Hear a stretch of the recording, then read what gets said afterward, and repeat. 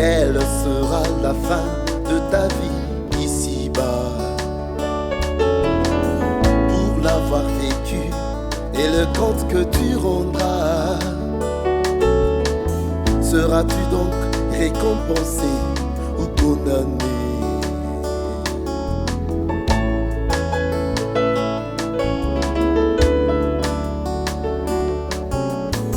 Pour chacun une porte s'est ouverte un jour.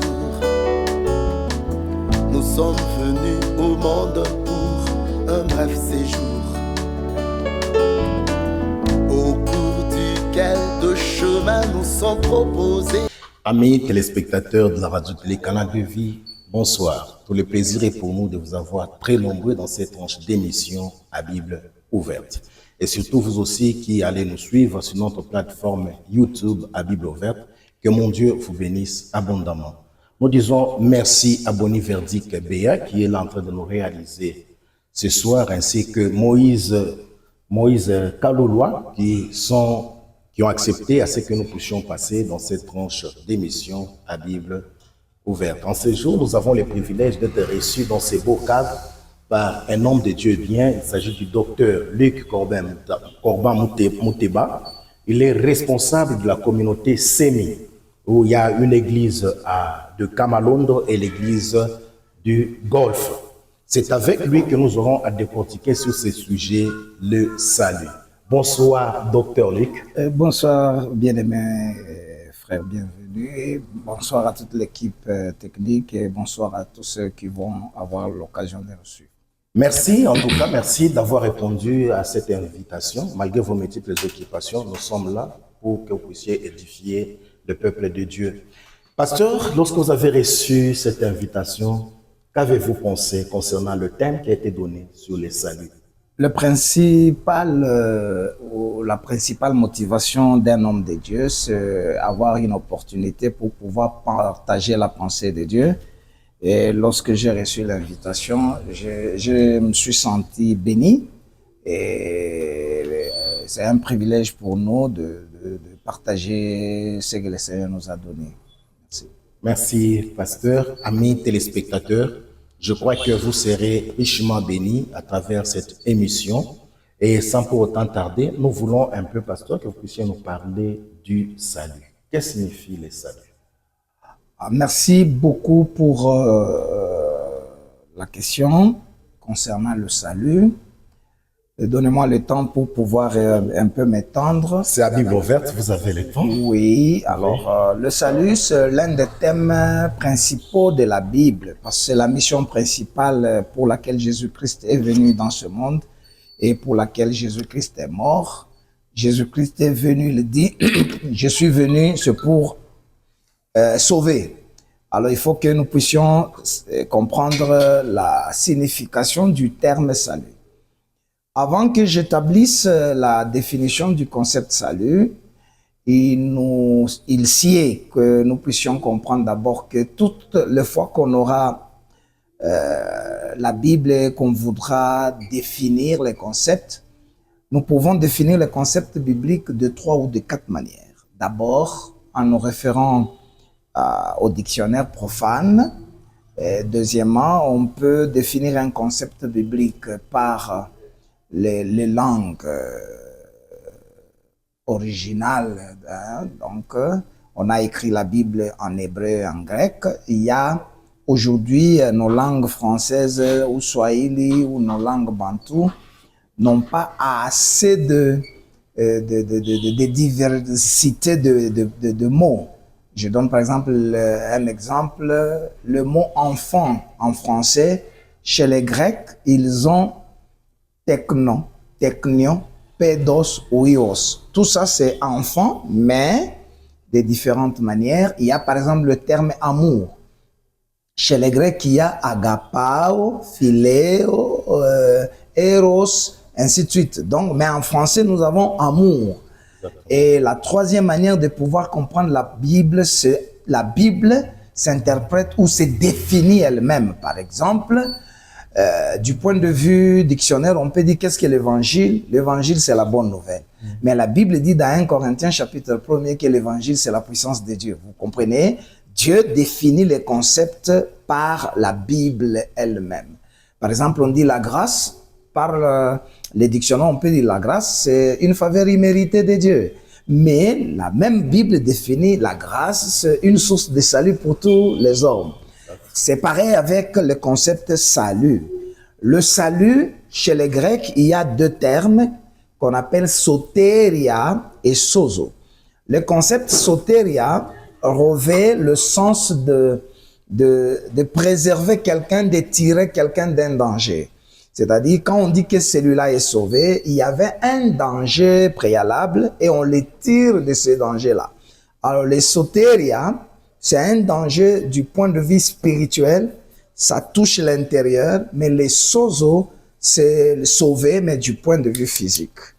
Voilà, donc on doit comprendre de manière ramassée que chez les Hébreux, le concept salut, ça veut dire yasha, qui veut dire tirer quelqu'un d'un danger. Et là, il faudra maintenant qu'on puisse établir quel était le danger principal qu'encourait l'humanité pour qu'on dise que Jésus est sauveur. Oui. Alors, de manière ramassée, nous pouvons prendre 5 grands dangers. Le premier danger, c'est notre séparation d'avec Dieu. Parce que la Bible dit, tous ont péché et sont privés de la gloire de Dieu. Et dans Nombre 14, on nous dit, vous saurez ce qu'est être privé de ma présence. L'humanité vivant sans Dieu, c'était le réel danger. Et l'homme aujourd'hui, il est en proie aux esprits, aux démons, aux maladies, simplement parce qu'ils sont en adversité avec Dieu. C'était le plus grand danger. Même si vous prenez Jérémie chapitre 50, les gens qui dévoraient Israël ont dit, nous ne sommes pas coupables, eux-mêmes ont abandonné leur Dieu. Donc la souffrance de l'homme sur terre, c'est simplement parce que l'homme n'a pas Dieu.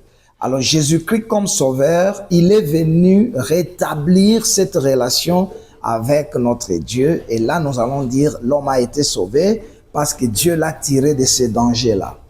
Mais aussi, il y a un autre danger, c'est l'homme vivant sans Dieu, il a des problèmes, malédiction, maladie, souffrance, tout ça. Jésus-Christ en venant, il apporte aussi ses saluts, c'est-à-dire celui qui reçoit Jésus-Christ comme Seigneur et Sauveur, Dieu le protège. Selon qu'il est écrit dans 1 Jean chapitre 5 que celui qui a cru, il se garde lui-même et le malin ne le touche pas. Mais il y a aussi un danger, c'est aussitôt après la mort. C'était un questionnement de tout temps. Où est-ce qu'on va partir aussitôt qu'on va mourir? Il n'y a pas de jour, il n'y a pas de famille qui ne pourra pas nous dire qu'ils ont perdu un membre cher. Aussitôt que nous l'avons perdu, il faut se poser la question, où est-ce que cette personne s'en va? Mais le salut vient répondre à cette question, c'est-à-dire, au lieu de descendre, l'homme qui a reçu Jésus-Christ, il sera sauvé parce qu'il sera dans le paradis. Mais il y a aussi un autre danger, c'est le danger de, après après l'enlèvement de l'Église, il y a une période qu'on appelle le temps des colères, la grande tribulation. Alors, la Bible dit dans 1 Thessaloniciens chapitre 5, le verset 9, que Dieu ne nous a pas destinés à la colère, mais à l'acquisition du salut en Jésus-Christ. Donc, le salut là, ça sera applicable aussitôt que l'Église sera enlevée. Donc, on va nous tirer d'un danger. Donc, de manière ramassée, je peux finir en disant qu'il y a aussi un autre danger, c'est le jugement dernier. Alors, à cause de tous ces dangers, il fallait qu'il y ait quelqu'un qui peut nous sauver. Et le salut, c'est tirer quelqu'un d'un danger. Le salut, c'est tirer quelqu'un d'un danger. Merci beaucoup, Docteur Luc. Nous voulons un peu savoir pour qui les saluts. Y a-t-il des catégories de gens qui méritent les saluts et d'autres qui ne méritent pas? Pourquoi? Parce que quand nous regardons la Bible, nous voyons cet homme qui était avec Jésus à la croix, le brigand, et Jésus qui lui dit aujourd'hui même, tu seras avec moi. Comme si le Seigneur, quelque part, l'a tendu la main, le Seigneur lui a accordé le salut. Nous voyons Zacharie, et plutôt Zachée, qui Jésus lui dit, descends de là, le salut est entré dans ta maison. Y a-t-il une catégorie de gens qui méritent le salut et d'autres qui, pour eux, ça ne le concerne pas? Ah, ok, merci beaucoup.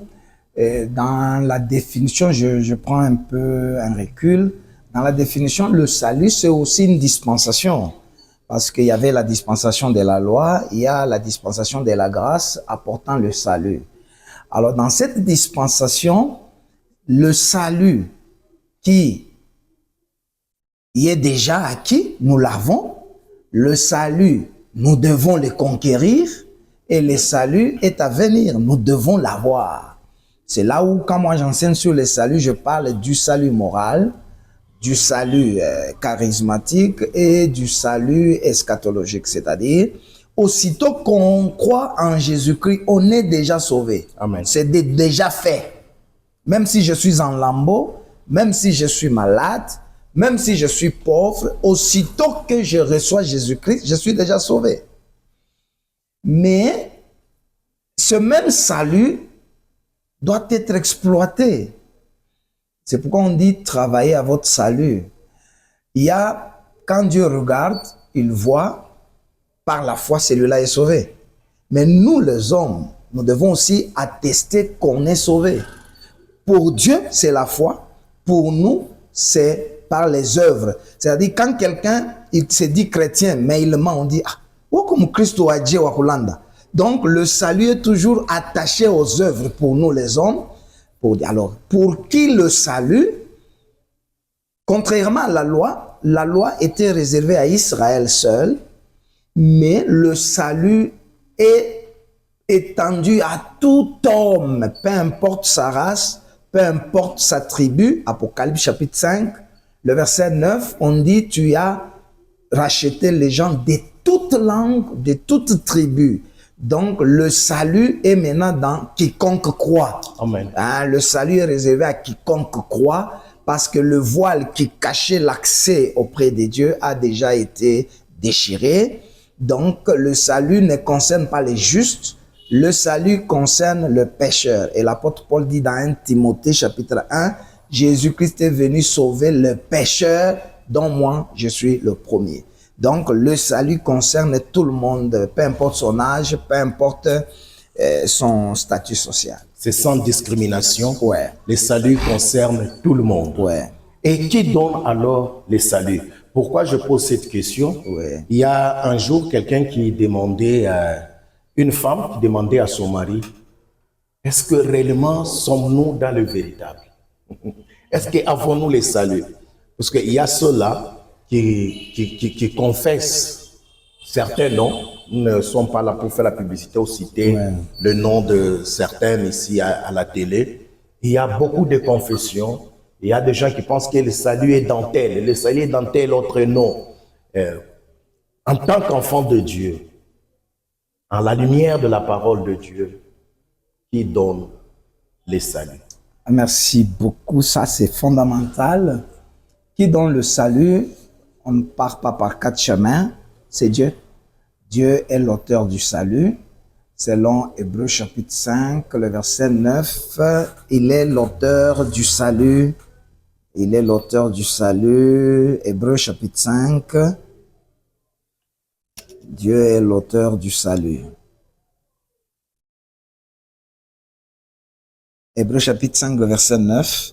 Et qui, après avoir été élevé à la perfection, est devenu pour tous ceux qui lui obéissent l'auteur d'un salut éternel.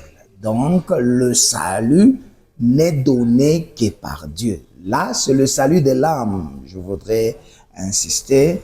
Le salut de l'âme, Somme, chapitre 49, le verset 7 à 9. La parole de Dieu dit, ils se sont confiés dans leur richesse, mais ils ne peuvent se racheter l'un l'autre, car le rachat de leur âme est cher. Aucun homme sur terre, peu importe son audience, peu importe sa puissance, peu importe son charisme, aucun homme ne peut apporter le salut. Aucun homme. Qu'il soit blanc, qu'il soit noir, aucun homme ne peut apporter le salut. Jonas, chapitre 2, le verset 9, le salut vient de l'Éternel. Alors, si l'homme ne peut pas racheter l'autre, c'est ainsi que Dieu va promettre dans Ésaïe, chapitre 35, le verset 4 à 5, et Dieu viendra lui-même et vous sauvera. Dieu va venir lui-même pour nous sauver, et c'est Dieu-là qui est venu, c'est là où il y a l'écriture des Actes, chapitre 4, le verset 12, il n'y a de salut en aucun autre, le salut est seulement en Jésus-Christ.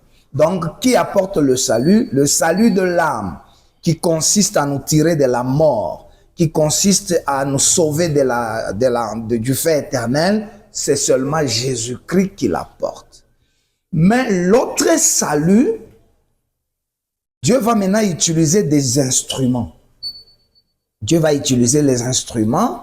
C'est pourquoi, par exemple, les serviteurs de Dieu, 1 Corinthiens chapitre 3, le verset 7, l'apôtre Paul dit, qui est Paul, qui est Apollo, c'est des serviteurs, par le moyen desquels vous êtes sauvés. C'est-à-dire des hommes. Dieu va maintenant utiliser des hommes pour apporter le salut.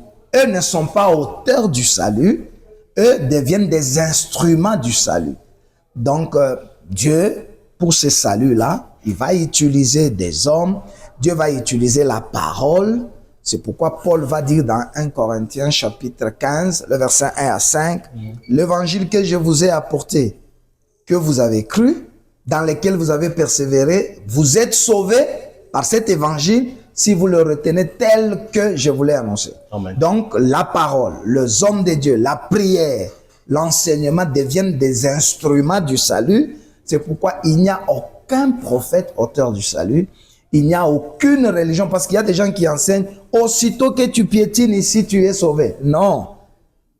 Pour être sauvé, c'est seulement Jésus-Christ. C'est pourquoi on appelle le salut comme don. Éphésiens chapitre 2, le verset 8, vous étiez morts par vos offenses, il vous a ressuscité, il vous a fait asseoir avec lui dans les lieux célestes. C'est par la grâce que vous êtes sauvés. Ça ne vient pas de vous. Amen. C'est un don de Dieu. Yes. Pour dire que le salut, c'est véritablement Dieu qui peut sauver. Mais Dieu, ça se sert de la parole, des circonstances pour amener une âme au salut. Merci beaucoup, docteur Luc. Je vois que c'est très clair. Amis téléspectateurs, nous sommes là avec l'homme de Dieu, docteur Luc Corban Mouteba. Avec nous sommes en train de parler, comme vous le constatez, sur les saluts. Voilà, nous voulons un peu savoir, docteur, quand est-ce que nous avons le salut? À quel moment nous avons le salut? Je sais que vous avez quelque part à toucher encore sur ça, mais quand est-ce que nous avons le salut aussi? Peut-être, si vous pouvez répondre à la question de savoir, y a-t-il de fruits? Quand on regarde quelqu'un, on peut dire que non, cet homme ici a des saluts. Pourquoi? Parce qu'il y en a qui parviennent à dire que non, wetu okende kumbingu, mita kubambata kumukulu. Tout est alors pas moi. Si toi, en tout cas, tu as le salut, si toi, en tout cas, tu vas aussi, c'est que moi aussi, je vais y aller. Y a-t-il réellement de fruits par lesquels, quand on regarde, on voit que non, ça, ce sont les fruits du salut? Ah, d'accord. Ça, c'est aussi capital. Ça me demanderait quelques minutes pour établir cette vérité. Le salut, je peux le classer en 3 dimensions. La première dimension, c'est le salut présent, qu'on doit déjà avoir, qu'on a, que moi j'appelle le salut moral, qui consiste à séparer l'âme du péché. Le salut a pour objectif premier séparer l'homme du péché. Matthieu chapitre 1, le verset 21, la Bible dit: il vient, Jésus Emmanuel, pour sauver son peuple du péché. Pas d'abord de la pauvreté, du péché. La mission première, principale, fondamentale de Jésus-Christ, c'est tirer notre âme du péché. Et il y a beaucoup de versets qui montrent que le salut, le point de départ du salut qu'on doit déjà avoir, c'est nous séparer du mal. Si vous prenez Jacques, chapitre 5, le verset 20, l'apôtre dit: si quelqu'un va loin de la vérité et que l'autre le ramène, qu'il sache qu'il a sauvé une âme. Amen. Ah, donc, sauver une âme, c'est pas bouger la tête, c'est pas parler en langue, c'est ramener quelqu'un de la voie où il s'est égaré. Donc, quand on ramène une voie du péché, directement, son âme est sauvée. Il y a quel texte encore c'est 1 Pierre chapitre 1, le verset 21 à 23. La parole a été plantée en vous, elle sauve votre âme. Donc, c'est la parole qui vient en nous et nous sauve. Là, nous disons directement, l'homme est sauvé. Est-ce qu'il est déjà parfait? Non. Dans Genèse chapitre 1, au commencement, Dieu créa les cieux et la terre était informe et vide. Mais Dieu l'avait créée aussi.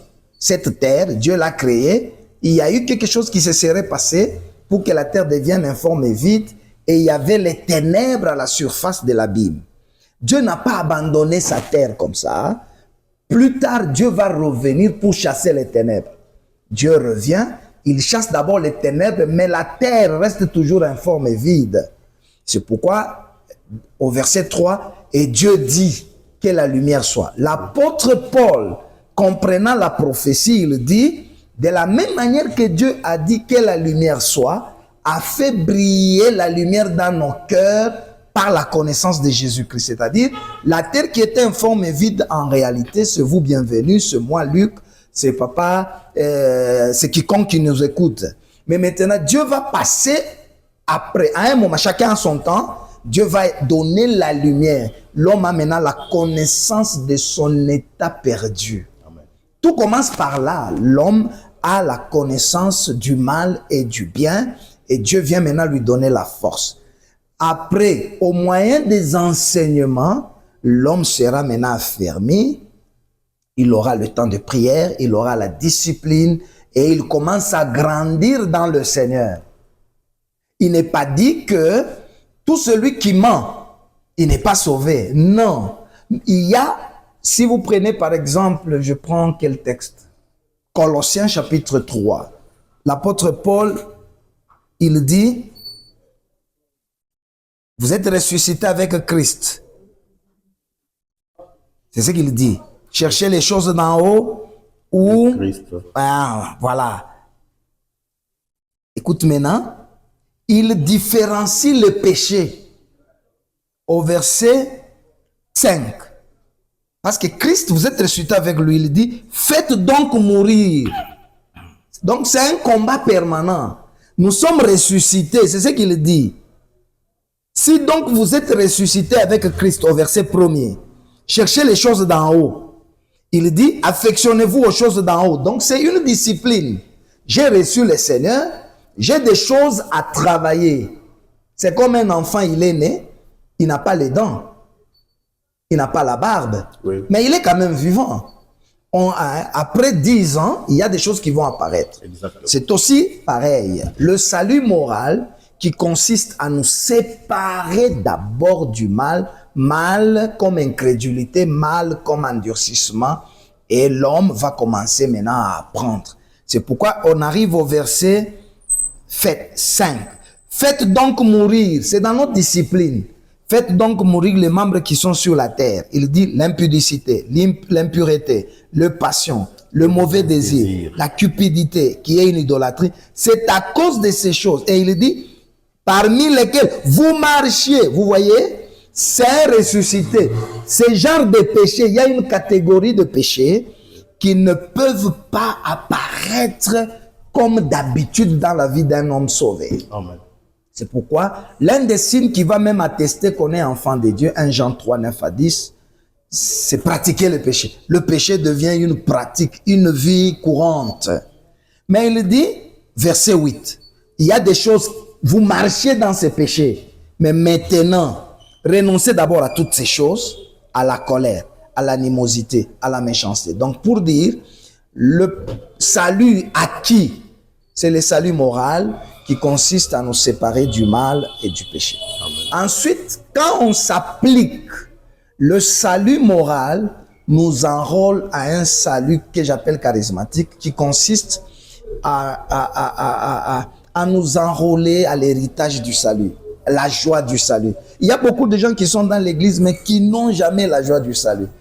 Dans la Bible, on parle « donne-moi la joie du salut ». C'est que quand quelqu'un reçoit Jésus-Christ, il se repent, il est baptisé, il est dans le boulevard de gloire. Amen. C'est pourquoi les autres, quand ils définissent le salut, par exemple, Ésaïe, il dit dans Ésaïe 54, le verset 17, lui, il ne dit pas le salut comme laisser le péché. Lui, il dit, toute arme forgée contre toi sera nulle sans effet, et toute langue qui se lèvera en justice contre toi, tu la condamneras. Tel est l'héritage des serviteurs de Dieu, tel est le salut qui viendra de moi. Donc nous voyons le salut qui devient une vie continuelle, c'est la sainteté. C'est quel verset encore? Abdias, le verset 17, la Bible dit, le salut sera sur la montagne de Sion, elle sera sainte. Vous voyez, quand le salut entre, parce qu'en réalité, dans la définition, le salut, c'est Jésus-Christ lui-même. Parce que Siméon, quand il prend le bébé dans ses bras, il dit, mes yeux ont vu ton salut. Donc le salut, c'est Dieu qui entre dans la vie d'un homme, dans une âme. Comment voulez-vous, nous avons nos mamans ici, à cause d'une grossesse, elles deviennent bizarres. La grossesse change le visage, la grossesse change de goût, la grossesse. C'est une semence d'homme dans l'homme ou dans la femme qui change tout. Et que dire de la semence de Dieu en nous? Comment on peut rester, on n'est pas une nouvelle créature? Alors, le salut devient un acquis continuel, c'est-à-dire, je suis saint. Je commence, vous me combattez, vous tombez. Parce que Dieu lui-même dit, ils te feront la guerre, ils ne te vaincront pas, je suis là pour te sauver. Ce sauver-là devient un salut qu'un chrétien doit vivre toute sa vie. Ça me choque, moi, d'apprendre qu'un chrétien a des maris de nuit. Ça me choque d'apprendre qu'un chrétien, il ne dort pas la nuit, il fouille une maison. Non, celui qui est en nous est plus fort. Dans le salut, c'est un ensemble de choses que nous devons toujours vivre. Et enfin, il y a un salut à venir. On ne l'a pas encore. C'est pourquoi dans Romains 13, 11, l'apôtre Paul dit, réveillez-vous enfin du sommeil, car le salut est prêt. On a déjà le salut, mais il dit le salut est prêt. Donc c'est le salut eschatologique qui va apparaître à l'enlèvement de l'Église. Voilà, de manière ramassée. En tout cas, c'est merveilleux, c'est vraiment une révélation. Avoir la joie de son salut. Vous avez parlé de beaucoup de choses vraiment édifiantes. Pasteur, j'aimerais un peu que vous puissiez nous parler de cela. Il y a de ces chrétiens, bon, peut-être entre guillemets, de ces gens qui parviennent à dire que non, nous là, on devrait nous laisser. Les histoires ici de salut, c'est pour les blancs. Il fallait qu'on nous laisse, nous, avec les ancêtres. Nous, quand on était avec les histoires des ancêtres, on pouvait, quelqu'un pouvait être malade, on fait ceci, cela, certaines cérémonies, ça répondait. Vous voyez, aujourd'hui, on est en train de souffrir. Il y a certaines choses qui nous préoccupent. Pourquoi? Parce que nous avons tourné le dos à nos dieux. Et même quand nous retournons dans la Bible, nous voyons la sortie de l'Égypte, les enfants d'Israël. Ils sont arrivés à un certain moment, on dirait qu'eux-mêmes, ils étaient contents de la situation qu'ils vivaient en Israël. En Égypte, voilà, merci beaucoup. En Égypte, nommons-nous un chef, nous pouvons retourner.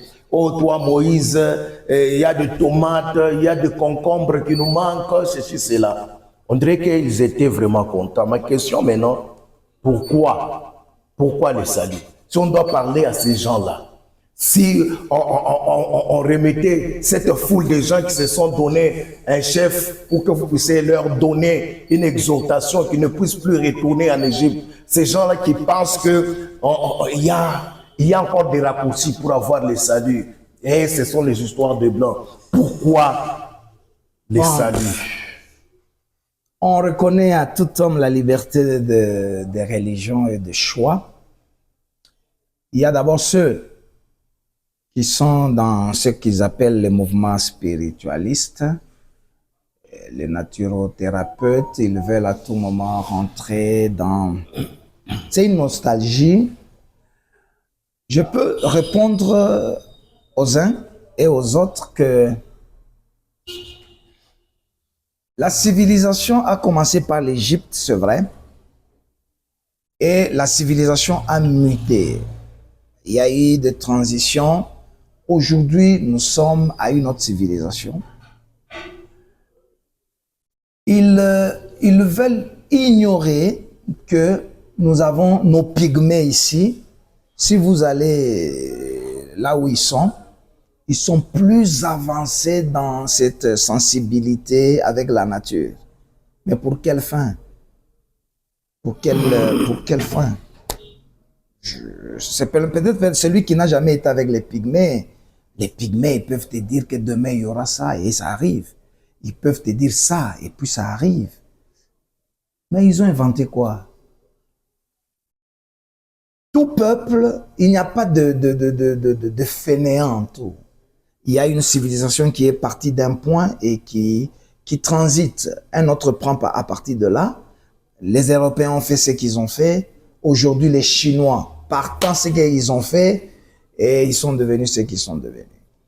Le christianisme est beaucoup plus attaqué par les uns et par les autres. Mais si on enlevait le christianisme, à la place, on prend quoi? On devient qui? On fait quoi? Je voudrais simplement dire que venez d'abord expérimenter le salut moral, c'est-à-dire créez votre intimité avec Dieu, vous verrez que c'est plus puissant. C'est la paix, c'est la joie, c'est le bonheur, c'est la capacité d'évoluer. Voilà, c'est ce que je peux répondre. Pasteur, pouvons-nous perdre les saluts? Alors là, il y a deux écoles. Il y a l'école de on ne peut jamais perdre le salut. Et il y a une autre école qui dit on peut perdre le salut. Tout part aussi de comment vous appréhendez le salut. Mais moi, je partage l'école de on peut perdre le salut par le fait qu'ils sont sortis d'Égypte, mais tous ne sont pas entrés. Donc, il y a des gens qui sont sortis réellement du monde.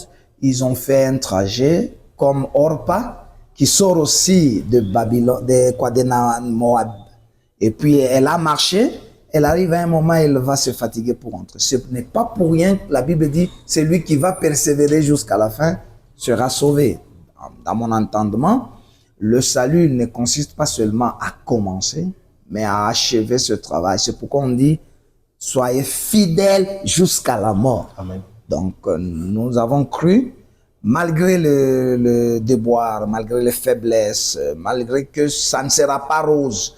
Je ne voudrais pas dire à quelqu'un que non, tout, à 100%, tout sera mieux. Non, dans ce monde, il y a toujours le haut et le bas. Il y a par moments, nous passons par la vallée de l'ombre de la mort. Persévérons parce que le salut est acquis, mais le salut sera consommé, il sera total.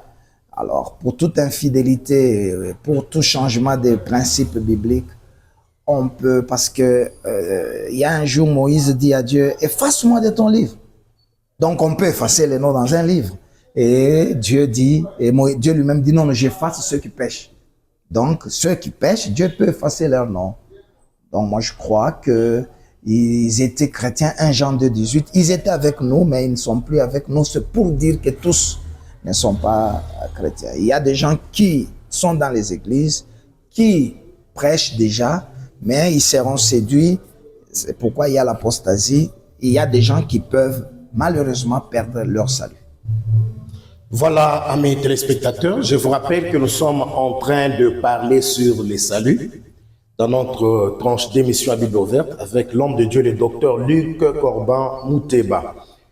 La Bible nous dit « Travaillez pour votre salut ». Et vous avez parlé de ça. En quoi consiste ce travail-là? Puisque nous devons garder effectivement les saluts. Parce qu'il y a lieu que quelqu'un puisse perdre le salut. Et la Bible nous dit quelque part, je crois dans les livres des Romains, tu courais bien, qu'est-ce qui t'a arrêté, qu'est-ce qui t'a fasciné pour ne plus obéir à la vérité, à la parole de Dieu, qui t'a ensorcelé. Et nous voyons, il y a des gens, quelqu'un qui a très bien commencé, qui après un certain moment, vous le voyez tremper vraiment dans le monde.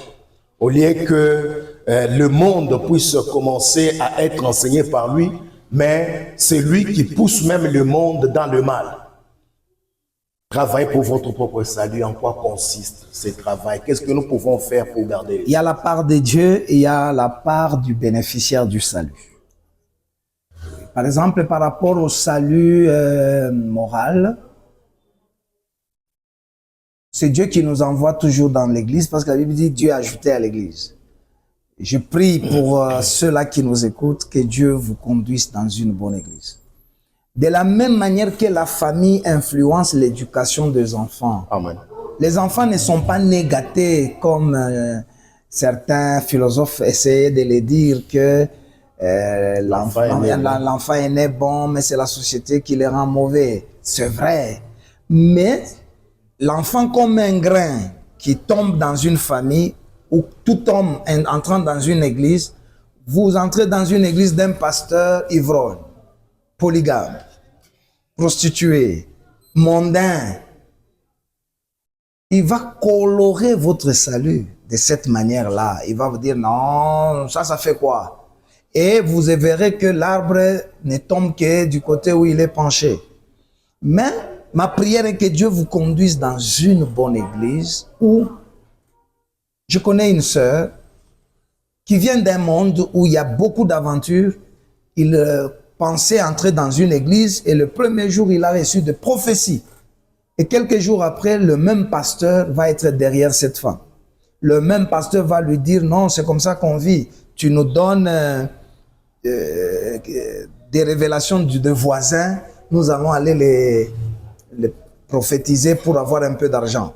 Donc, vous voyez, le salut, on le travaille d'abord, soit Dieu qui va nous faire grâce, qu'il va nous conduire. Ma prière, qu'il vous conduise devant un homme de Dieu sérieux, un homme de Dieu véritablement envoyé par Dieu. Et vous aussi, la Bible dit dans 1 Timothée 4,16, veille sur toi-même. Amen. Veille sur toi-même et sur ton enseignement. Persévère dans ces choses, car en agissant ainsi, tu te sauveras toi-même. C'est-à-dire, toi-même, tu dois savoir les enjeux. Pourquoi le salut? Pourquoi nous allons à l'église? On ne va pas à l'église pour faire passer le temps. Non. Nous préparons notre destinée. Nous préparons notre salut éternel. Alors, par rapport à cela, tu dois veiller. Quel type d'amis à fréquenter? Pourquoi s'absenter de l'église? Pour quelle fin? Il y a aujourd'hui des gens de plus en plus, lorsqu'ils sont bénis, ils changent de fréquentation. Les dimanches pour aller à l'église, vous le voyez aller à la gymnastique, tout ça. Petit à petit, on commence à glisser. Je suis avec vous en esprit. Il commence à glisser et les mauvaises compagnies corrompent les bonnes mœurs. Donc, c'est très important que chacun de nous travaille à son salut. C'est-à-dire, tu dois avoir le temps de prière, le temps de méditation, le temps d'aller au culte.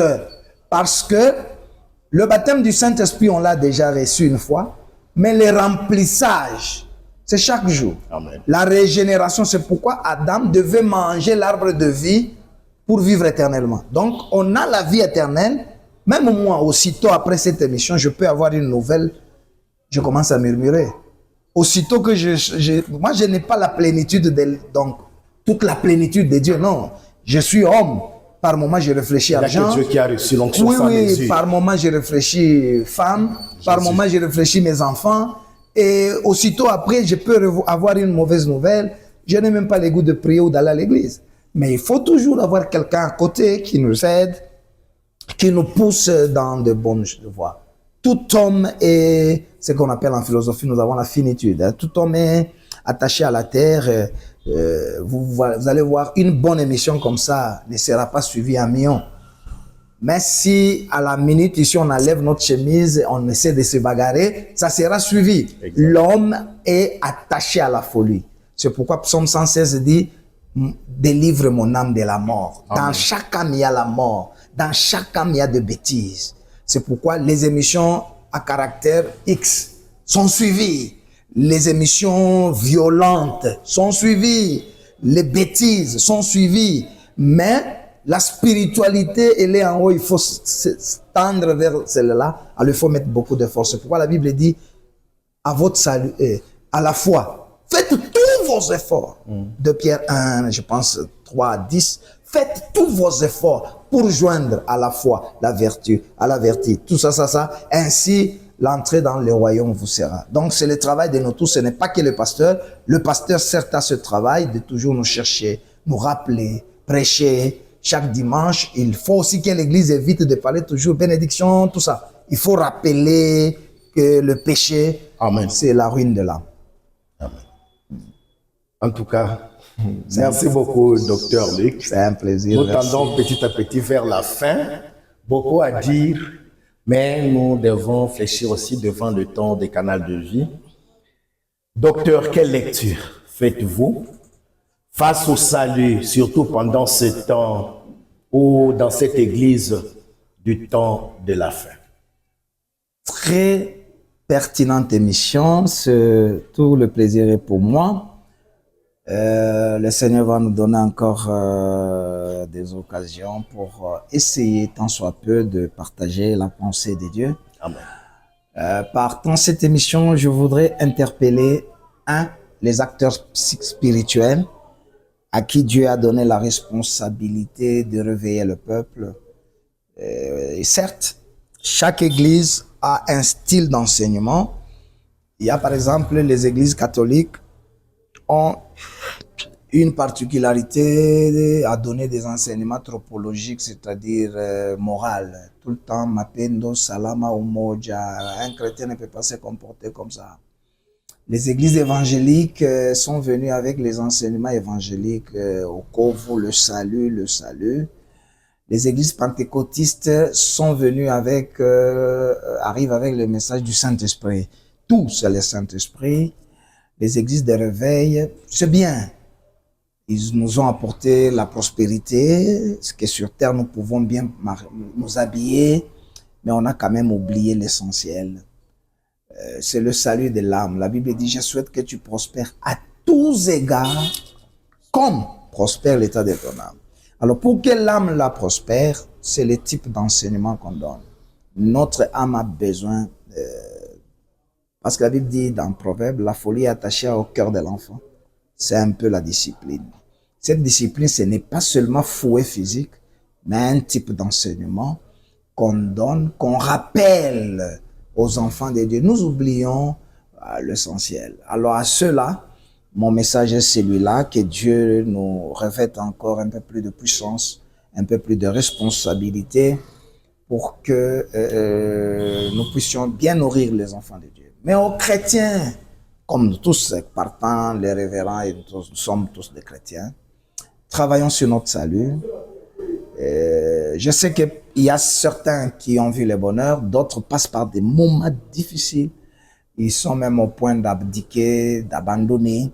Je voudrais vous dire, redressez votre front, tenez. Le Seigneur est bon, le Seigneur va vous tendre la main. Si vous avez déjà 15 ans sans mariage, 15 ans sans enfant, et vous voulez déjà abandonner, je vous en prie, n'abandonnez pas. Travaillons à notre salut. Je ne voudrais pas simplement dire que c'est le ciel le plus important, mais même la terre, Dieu nous réserve bien des choses. Lèvons-nous, cherchons des amis qu'il faut. S'il y a des choses à nous repentir, Jérémie 4,14, purifie ton cœur du mal afin que tu sois sauvé. Donc, nous devons veiller sur notre programme de prière. Il est vrai que nous cherchons l'argent, mais notre programme de prière.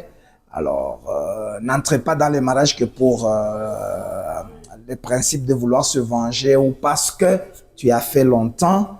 Le mariage aussi est un outil du salut, hein, parce que Paul dit, Marie, ne sais-tu pas que tu sauveras ta femme? Donc, le partenaire que tu as peut t'aider à être sauvé. Donc, tout ça, le Seigneur peut nous aider. Merci. En tout cas, c'est à nous de vous remercier. Merci beaucoup, Dr. Luc Corbin Mouteba. Merci beaucoup, amis téléspectateurs de la radio-télé Canal de Vie. Merci à Boniverdic Béa. Merci à Moïse Kalouloa ainsi que à Teddy. Nous vous disons de tout cœur merci, amis téléspectateurs. Cette émission vous a plu vraiment. Écrivez-nous au numéro qui se trouve juste au bas de votre petit écran. Vous avez un thème, vous voulez que nous puissions parler sur ce thème. Comme nous avions eu à parler aujourd'hui sur les saluts, vous avez été nombreux à être édifiés. Que Dieu vous bénisse. Portez-vous bien. Au revoir et à la prochaine. Merci. Merci, docteur. quelle sera la fin de ta vie ici-bas. Pour l'avoir vécu et le compte que tu rendras, seras-tu donc récompensé ou condamné?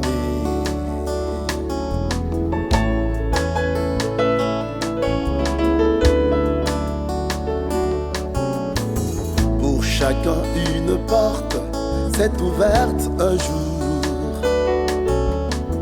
Nous sommes venus au monde pour un bref séjour, au cours duquel de chemins nous sont proposés.